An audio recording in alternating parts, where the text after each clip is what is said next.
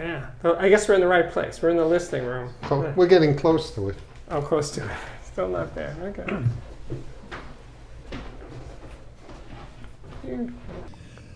Okay, I'm John Grado. Yeah. I'm second generation. The business was started by my uncle Joseph Grado, and in 1990 I purchased the company from him, and fortunately I realized how happy he must have been to have somebody to hand the company over to when my two boys were of age to come in and work, and you know, I'm happy to have it to turn over to them. Jonathan, my oldest boy, takes care of all the social media, the advertising, the photography, the partnerships we do. Matthew is taking over the operations of the business, which both things take a little time to get under your belt. Sure. But I'm happy to do that, and it's nice to go from the second generation to the third generation. Yeah, that's a beautiful thing. Say a few words. Well, introduce yourself. I'm Jonathan Grado, third generation, and growing up I didn't want to be part of the company because no other family was doing what we were doing, so I kind of thought it was uncool or it was just weird. And then as I got older, I realized it's a terrible way of thinking, and it's just... You saw the error of your way. Yeah. I was 17 and I was like, what am I doing? Well, you're a kid. What do you know? And then I just naturally just fell in love with it slowly as I found more and more people that have enjoyed what my family's done over the past 66 years. Yeah. Because growing up, because we never advertised, so growing up, I didn't really meet people who knew about us.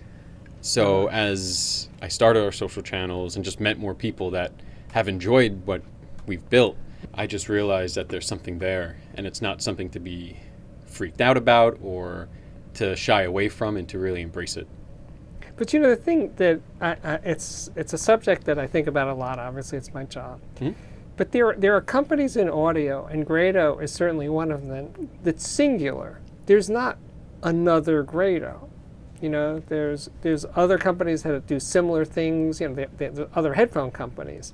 But there's not one that's a family operation that stayed in the same place, that has the same people that are building them in the same building, and it's just there's nothing else that really does it. And you've pretty much only made open headphones and cartridges, the cartridge headphone connection.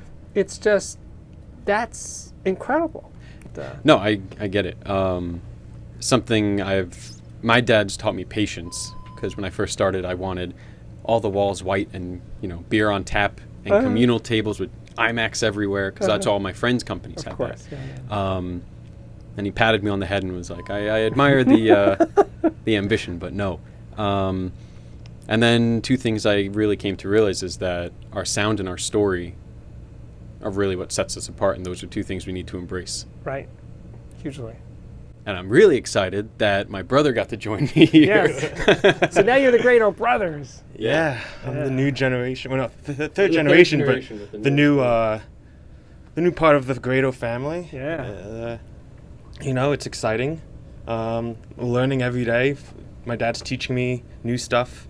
I'm working my way up there to his level, learning how to build everything that literally plays music here. So you can build cartridges and headphones? Yeah, that's mostly my job these days. I'm in the basement making cartridges. Can you fix the plastic injection machines? You got to work on that. Yeah, I know.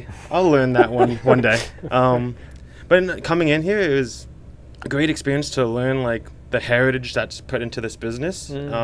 Every employee is a family member to us, and it's just a big, happy family that just likes building headphones and making great sounding music. You know.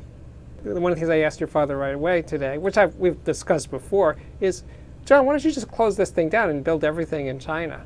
Yeah. And then you could just make money without having to do any work. But the thing is, it wouldn't be the same.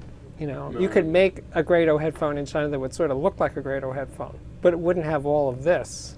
No, and like I mentioned before, the sound and the story are two things that are so deeply intertwined that if that's what really sets us apart, we're going to keep trying to, if that's what really sets us apart, we're going to keep doing our best to build what we can in this building, and we'll keep it as local as possible. Perfect. Beautiful. All right. Yeah. Okay. It's all good. Cool. All right. So this is our listening room. This is the equipment we use. So do you have any like sentimental favorites? Like you and Joe made the original HP1, HP2, HP3. So do you have any like stashed away of your own? Actually, no. It's just me. I'm not a collector. Okay. An accumulator. I'm not an accumulator, and know what things accumulate. Anyway. Even yes. Yeah. People often ask if I have a favorite headphone. Probably just for sentimental reasons. The SR60 is what really put us on the map. See, no one would guess that.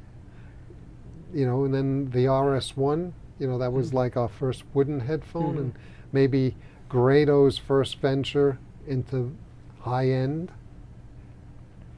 But, they're all important to me, but if I'm here, I'll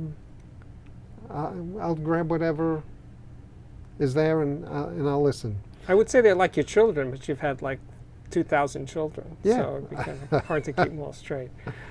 A question I get asked often is, are you an audiophile? And I really don't consider myself an audiophile. And an analogy I like to use is to racing car driving. Okay. And to me, the driver is the audiophile. Okay. But then there's a mechanic that gives him the tools Okay. to do what he wants to do.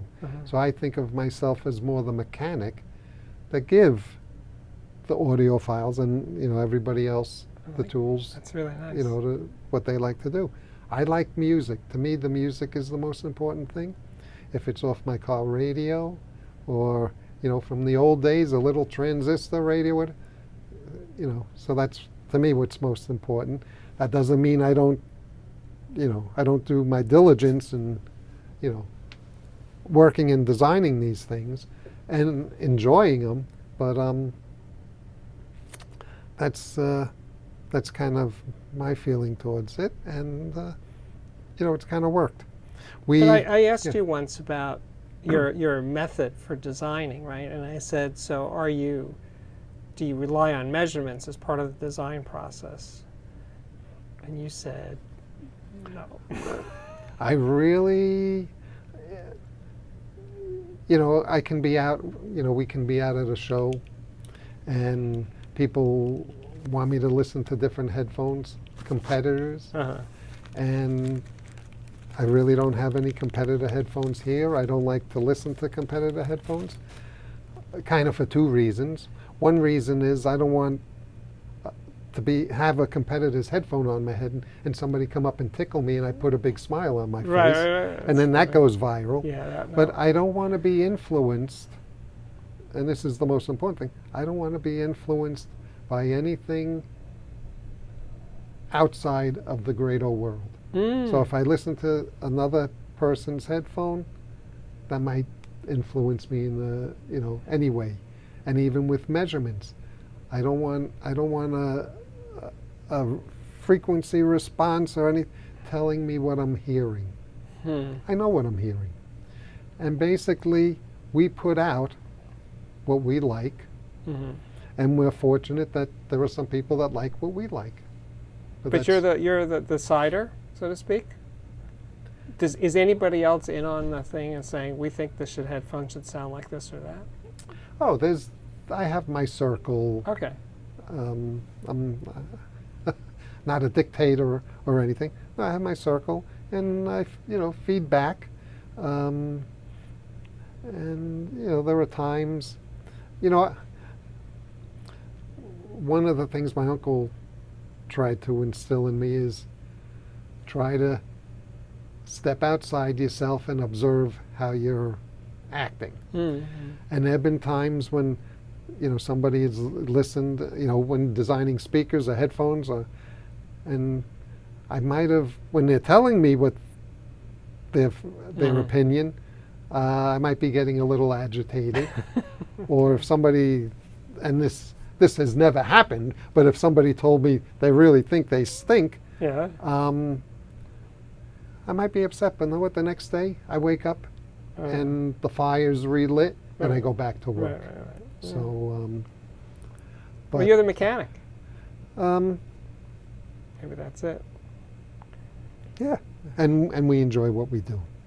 But yeah, I. But it is. But seriously, it is a craft. Yeah, I think of it more as of you as a craftsman. Yeah, well, like I said before, we're like chefs, Mm. you know, and being around this for so long, it's almost like if I listen and, you know, I know what we can do to get things in the right spot. Hit a little of this or a little of that, or take a little away, and so you know, I don't know, you know, ideas pop into my head. The idea pops into my head, and we see where it leads. Whoever puts the ideas in my head, I don't know, but I'm thankful that They're still they pop coming. in. Yes, definitely. That's beautiful.